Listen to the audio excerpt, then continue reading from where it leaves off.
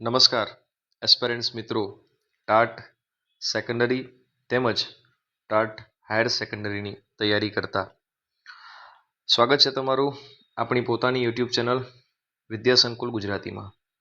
આજે આપણે TAT secondary તેમજ હાયર સેકન્ડરી પરીક્ષાલક્ષી મોક ટેસ્ટની શરૂઆત કરવા જઈ રહ્યા છે. Mock test number 2. આની પહેલાંનું જે મોક ટેસ્ટ છે, મોક ટેસ્ટ 1, એનું પણ આપણે સોલ્યુશન કરી દીધું છે અને એની પીડીએફ તમને ટેલિગ્રામમાં મળી જવાની છે. અને જો તમે હજુ સુધી એ વિડીયો નથી જોયો તો એની લિંક હું અહીંયા ડિસ્ક્રિપ્શનમાં મૂકું છું, ત્યાંથી તમે જોઈ શકો છો. કદાચ આપણે ગુજરાતની અંદર પ્રથમ હોઈશું કે જે જીપીએસસી 2026ની જે પરીક્ષા હમણાં ગઈ એના સમગ્ર પેપરના નિબંધ, ચર્ચાપત્ર અને પત્રલેખનનું લાઇન ટુ લાઇન સોલ્યુશન કરીએ છીએ. બરાબર, ચાલો જોઈએ.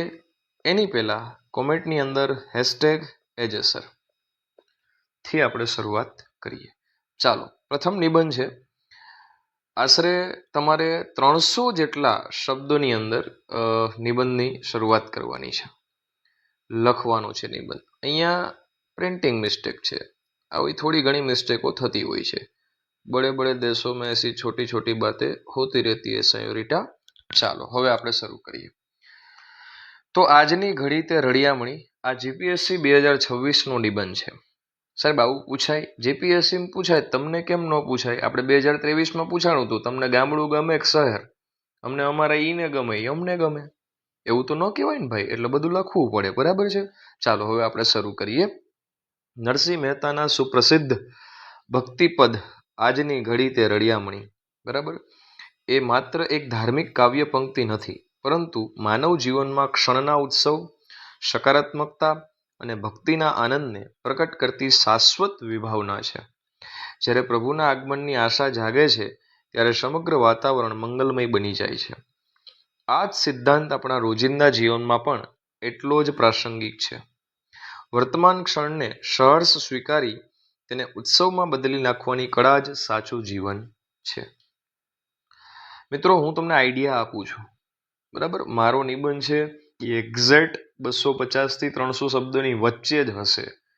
250થી ઓછા નહીં હોય, 300થી વધારે નહીં હોય, 225, 230 એવા શબ્દો હશે, બરાબર. હવે આપણે 2 નિબંધ લખવાના છે, એટલે આને ગોખતા નહીં, આઈડિયાઝ લેજો, વિચાર લેજો કે હું શું લખી શકું. ચાલો આગળ વધીએ. વિડીયોને લાઈક કરવાનું બાકી હોય તો ફટાફટ લાઈક કરો. આજના આધુનિક યુગમાં માનવી કાં તો ભૂતકાળના પસ્તાવામાં અથવા ભવિષ્યની ચિંતાઓમાં જીવે છે.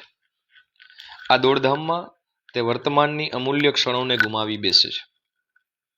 આજની ઘડી તે રળિયામણીનો સાચો અર્થ એ છે કે આપણી પાસે આજ છે, તેને પૂરા ઉત્સાહ, સંતોષ અને પ્રેમથી જીવી લેવી જોઈએ.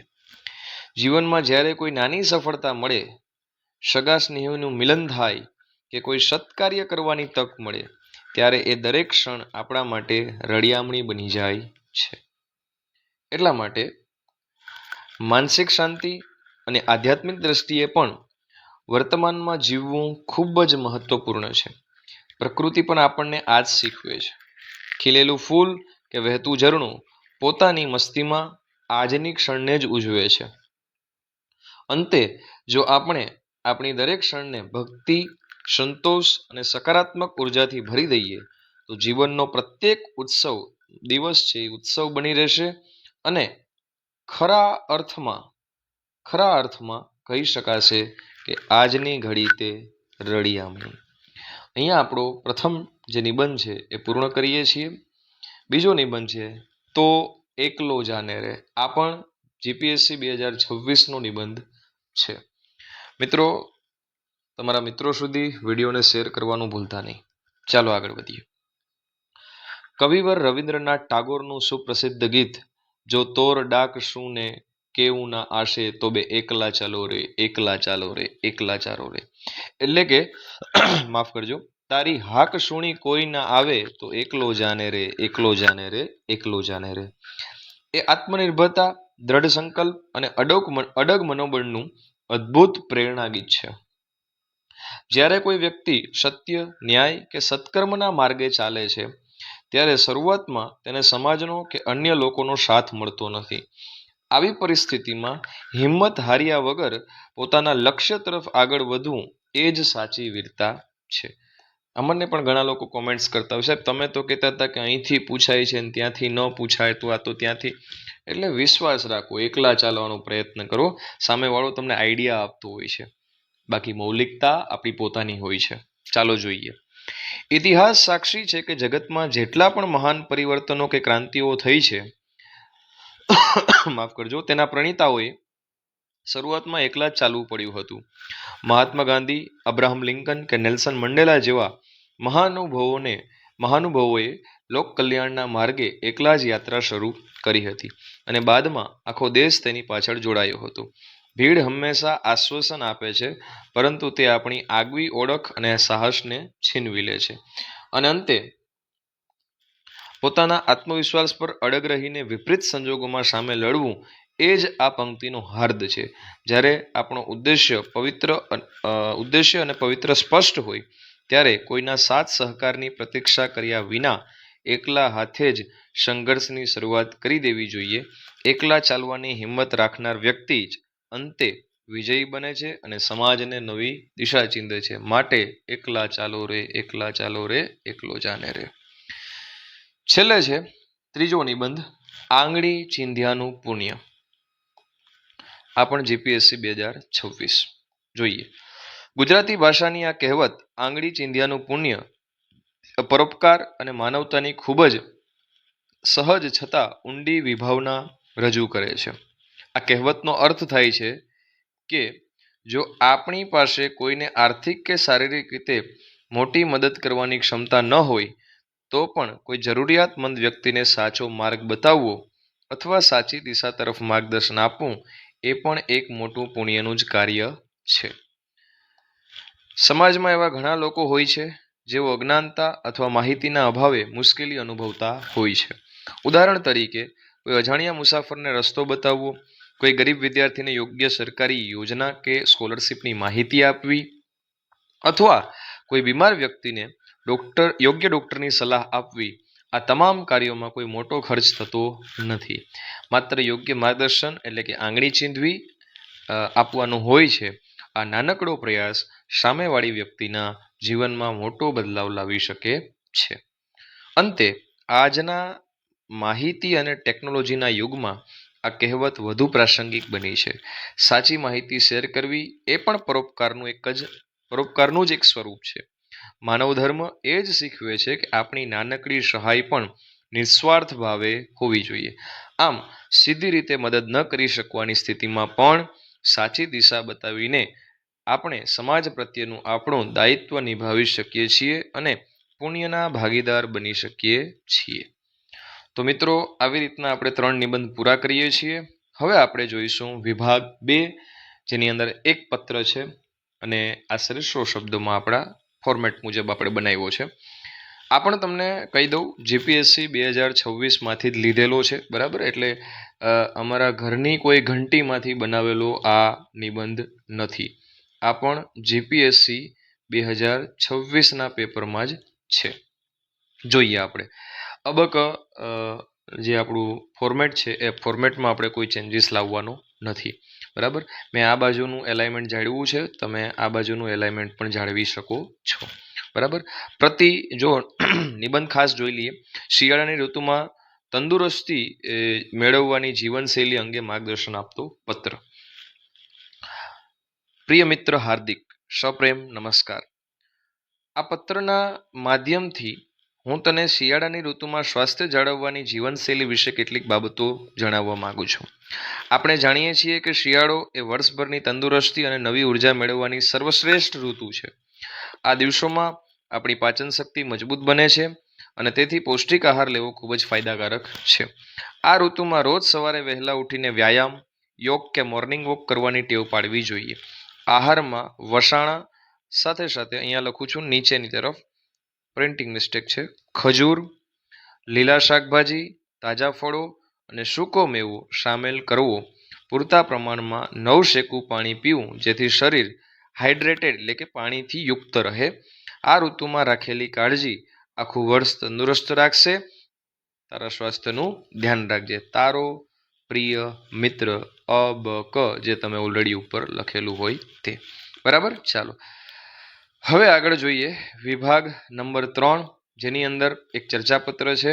મિત્રો અગેન હું તમને જણાવી દઉં કે આ ચર્ચાપત્ર પણ અમારી ઘરની ઘંટીનો નથી, જીપીએસસી 2026ના પેપરમાં પૂછાયેલો છે. નાગરિકો જાહેરમાં મોબાઈલ ફોન વાપરવાની કુટેવ અને તે અંગે વિવેક કેળવવા બાબત તથાકથિત એક ચર્ચાપત્ર તમારે આપવાનો છે, જે તે દૈનિક પત્રની અંદર. મિત્રો અહીંયા થોડી એક ફોર્મેટિંગ મિસ્ટેક છે. અહીંયા લખનારનું જે નામ ઠામ સરનામું જે છે એ અહીંયા આવે છે, જે અહીંયા જોવા મળેલ નથી. એ બદલ હું માફી માંગુ છું. બરાબર. નહીતર અત્યાર સુધીના આપણે જે ચર્ચાપત્રો જોયા છે એમાં એ હતું, પણ આ બાય ફોલ્ટ પ્રિન્ટિંગ મિસ્ટેક છે. હું ટીમને વાત કરી દઈશ કે નેક્સ્ટ ટાઈમ આવું ન થાય એની ખાસ કાળજી રાખે. બરાબર. કારણ કે ઘણી વખત એવું બનતું હોય કે નવા વિદ્યાર્થીઓ પહેલી વખત જોતા હોય. એવા બધા નથી હોતા, કોઈક હોય છે, તો એમને તકલીફ પડી શકે છે. એ ખોટી માહિતી લઈને અહીંથી જશે અને કાલે સવારે અમને જ સંભળાવશે. તો એવું નથી. આપણા અગાઉના વિડીયો તમે જોઈ લેજો એક વખત. નેક્સ્ટ ટાઈમ આવું નહીં થાય એનું હું તમને વચન આપું છું. ચાલો આગળ વધીએ મિત્રો. લખનાર જે છે એના સરનામું લખ્યા પછી પ્રતિથી આપણે અહીંયા હું તમને એક લાઈન બનાવી આપું. આ થોડું નીચે આવે અને એની ઉપર જો અહીંયા હું તમને એક્ઝેક્ટલી બનાવી દઉં, જેથી કોઈ કન્ફ્યુઝન જ ઊભું ના થાય. લખનારનું જે સરનામું છે મિત્રો એ અહીંયા આવતું હોય છે એક્ઝેક્ટલી. બરાબર. ચાલો પછી પ્રતિ આપણે સંબોધન પ્રેષણ કરું છું. અત્યારે હું ચર્ચાપત્ર લખતો નથી, પ્રેષણ કરું છું. પ્રતિ છે તંત્રીશ્રી, ગુજરાત સમાચાર દૈનિક, અમદાવાદ. અહીંયા જે શહેર લીધું હોય તે અહીંયા લઈ લેવું. સમાચાર પત્રનું નામ આપો તો પણ ઠીક, નહીતર ઓળખ છતી ન કરો તો પણ કોઈ વાંધો નથી. વિષય છે અહીંયા આમ તો હજુ એક વસ્તુ બાકી રહી જાય છે, જે લખનાર છે. બરાબર. આપનો વગેરે વિશ્વાસુ. પછી આપણે અહીંયા બિડાણ કરતા હોય.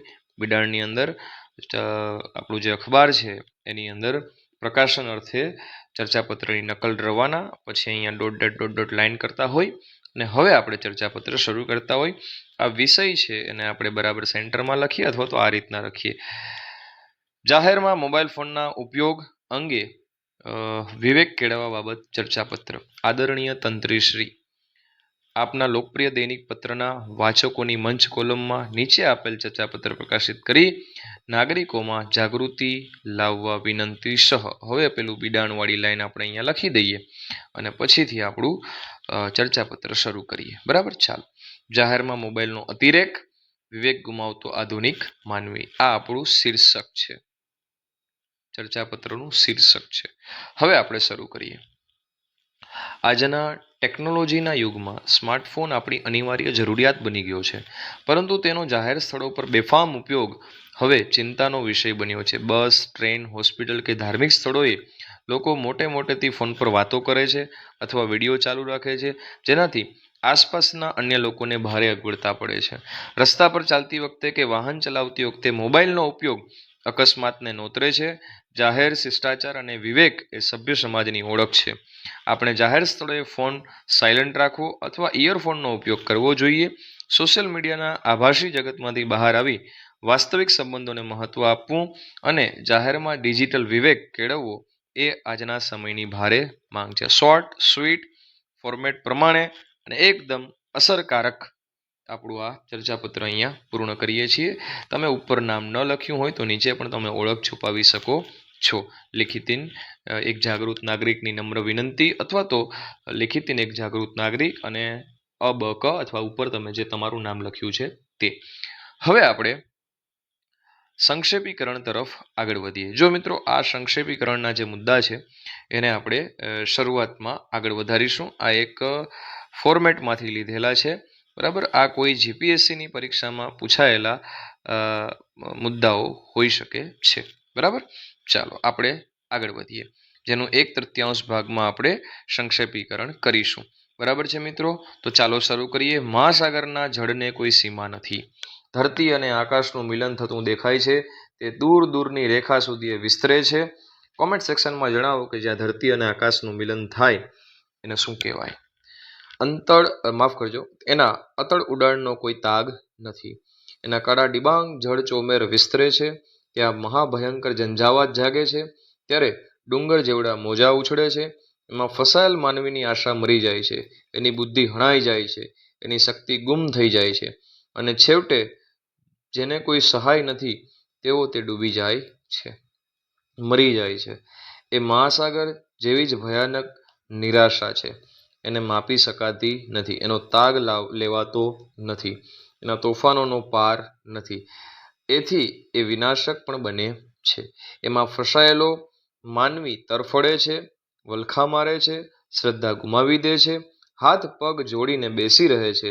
અવશ બનેલો તે છેવટે મૃત્યુના મુખમાં હોમાઈ જાય છે. ત્યારે જેમ મહાસાગરના ડૂબતા માનવીને જીવન રક્ષક નૌકા લાઈફબોટ આધાર આપે છે, બચાવી લે છે, નવું જીવન બક્ષે છે, તેમ આશા પણ આવીને નિરાશાના સાગરમાં વિવશ બનીને ડૂબતા માણસને તારે છે, બચાવે છે, નવજીવન બક્ષે છે. જો મિત્રો હું તમને આની વાત કરતો હતો કે આ જે નવજીવન, તો તમે સમાસનો વિડીયો જોયો હોય તો મને કોમેન્ટ સેક્શનની અંદર ખાસ જણાવજો કે આ નવજીવન છે એ કયો સમાસ બને છે.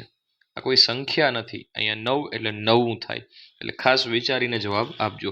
ચાલો આપણે સંક્ષેપીકરણ જોઈ લઈએ ફટાફટ. માફ કરજો.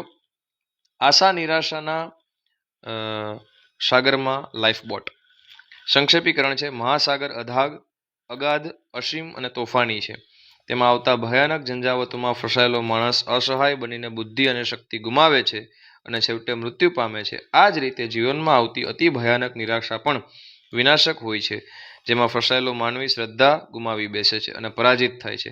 પરંતુ જેમ સમુદ્રમાં ડૂબતા માણસને લાઈફબોટ નવું જીવન આપે છે, તેમ નિરાશાના સાગરમાં ડૂબતા માનવીને આશા બચાવીને નવજીવન પ્રદાન કરે છે. અંતે આપણે જોઈ લઈએ ગદ્યખંડ નવો સંક્ષેપીકરણમાં. તો મિત્રો આ તમારી પાસે એક આખો ગદ્યખંડ છે. વિડીયોની લંબાઈ ઘણી લાંબી થતી હોવાથી હવે હું આ તમારી સામે રીડ કરતો નથી, બટ તમને આપી દઉં છું કે તમે જોઈ લેશો આને, અને એનું સંક્ષેપીકરણ પણ મેં અહીંયા તમારા માટે નીચે બનાવેલું છે. બરાબર મિત્રો? ચાલો, તો અહીંયા આપણો આજનો સેશન આપણે પૂર્ણ કરીએ છીએ. સાથે સાથે તમને જણાવી દઉં કે કોમેન્ટ સેક્શનની અંદર ખાસ જણાવજો કે તમારે અગાઉ નેક્સ્ટ કયા વિડીયોની ઈચ્છા છે, અને તમારા મિત્રો સુધી આને શેર કરવાનું ચૂકતા નહીં. આવજો મિત્રો. જય હિન્દ.